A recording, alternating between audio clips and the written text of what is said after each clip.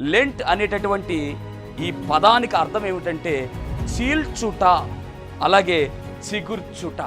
అంటే మన కొరకు ఆయన చీల్చబడ్డాడు, రెండవది మన కొరకు ఆయన చిగురించాడు. ఏమంటే గమనించాలి, యేసుక్రీస్తు ప్రభువు మన కొరకే, సమస్తము మన కొరకే చేశాడు ఆయన.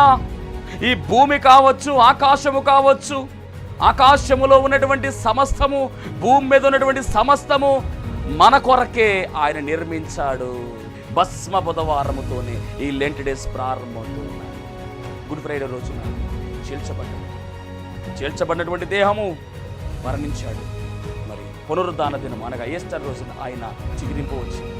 అనగా మరణపు ముళ్ళను విరిచి, మరణ శాసనాన్ని తీసివేసి, మరణ భయాన్ని తొలగించి గొప్ప జయాన్ని అందుకున్నట్టుగా, పునరుద్ధాన విజయాన్ని అందుకుని మనకు అందించినట్టుగా కనబడుతూ ఉంది. దేవునికి స్తోత్రం.